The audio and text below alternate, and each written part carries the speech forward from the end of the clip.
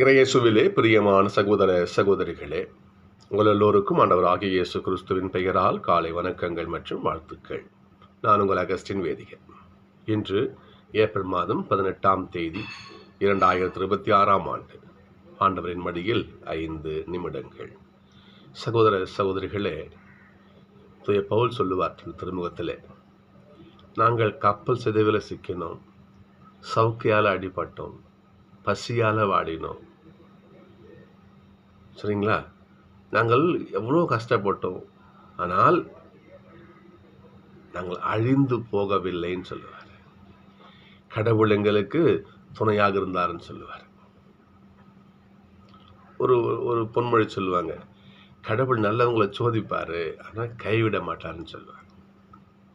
சகோதரர்களே, துன்பம் வரும், கஷ்டம் வரும், ஆனால் நம்ம அழிந்து போக ஆண்டவர் விட மாட்டார். இதை எவன் உணர்கிறானோ அவன்தான் கடவுளுடைய வழக்கையா, கடவுளுடைய பிள்ளையாக இருக்க முடியும். ஒரு பிரச்சனை வருகின்ற பொழுது கடவுள் என் கூட இருக்காரு, கடவுள் துணை கொண்டு அதை நான் ஜெயிப்பேன் என்று எவன் ஒருவன் கடவுளை கையில் பிடிச்சிருக்கானோ அவனுக்கு தோல்வி என்பது கிடையாது. சகோதரர்களே, 1 கொரிந்தியர் வரும், கடவுள் சோதிப்பார், அந்த சோதனையை வெல்லும் சக்தியும் ஆண்டவர் கொடுப்பார்னு பைபிளில் உண்டு. அந்த சக்தியை அவன் உணர்கிறானோ அங்கே பிரச்சனை இருக்காது, பிரச்சனை ஓடி போயிடும். அவனுடைய வார்த்தை இது, அஞ்சாதே நான் என்று உன்னோடு இருக்கிறேன். அஞ்சாதே அஞ்சாதே நான் என்றும் உன்னோடு, எந்த துன்பம் வந்தாலும் என் அன்பு உன்னோடு. குன்று அசையலாம், குகைகள் பெயரலாம், உலகம் முழுவதும் உன்னை வெறுக்கலாம், எந்த நிலை தானானாலும் எந்த அன்பு மாறாது. அஞ்சாதே அஞ்சாதே உன்னை நான் காப்பேன், அஞ்சாதே அஞ்சாதே உன்னை நான் காப்பேன். கடவுளுடைய வார்த்தை.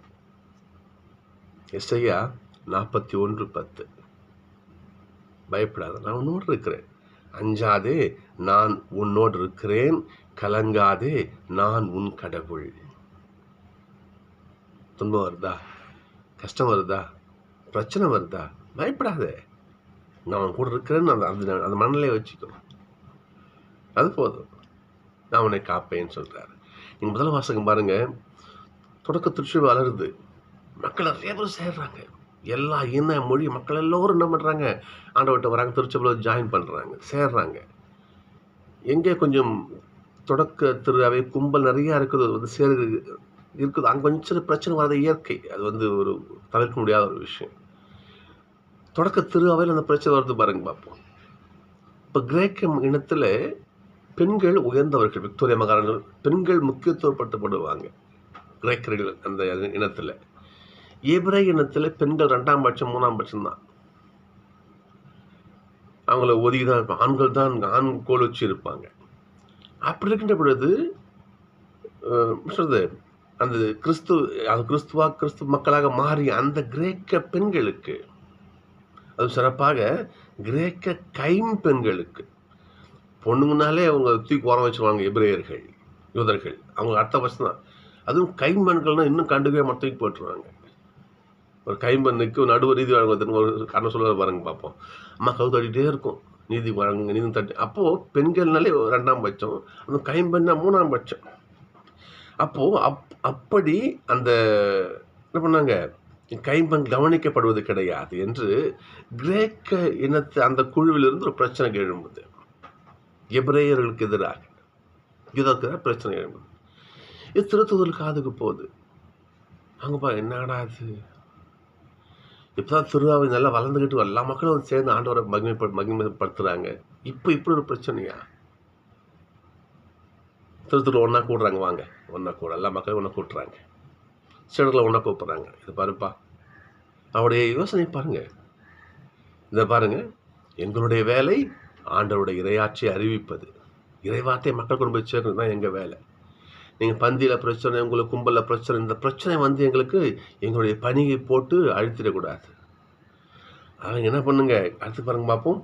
தூய ஆவியருடைய வல்லமையும் ஞானம் நிறைந்தவர்களும் இல்லையா, நல்லா உங்களே நல்லா பாருங்க, இதை தேர்ந்தெடுங்க.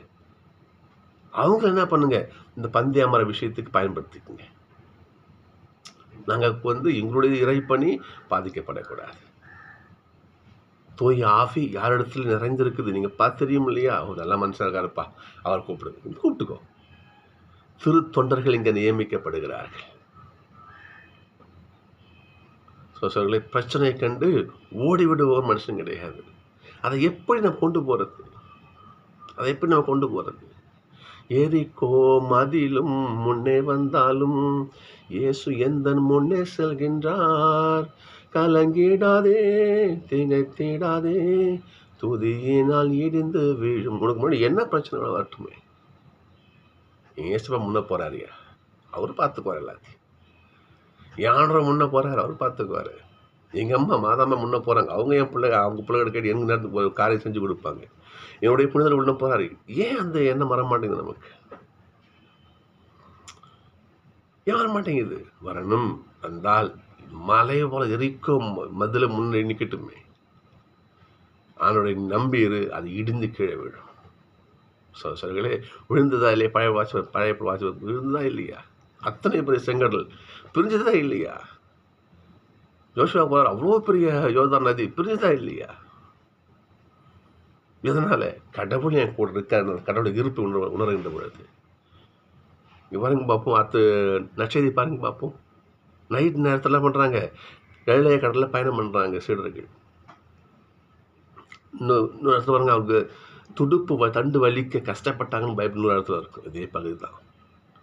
ஏசப்பா வராருங்க, பயப்படாதீங்க, நான் கூட இருக்கிறேன். பாருங்க பார்ப்போம். அஞ்சாதீர்கள், எல்லாரும் பார்த்து பயப்படாதீங்க, நான் வந்துட்டேன், பயப்படாதீங்க. கடவுள் என்னை பார்த்து சொல்கிறாரு, உங்களை பார்த்து சொல்கிறாரு, பயப்படாதீங்க, தைரியமாக இருங்க, பயப்படாதுங்க, சொல்லிட்டே இருக்கார்.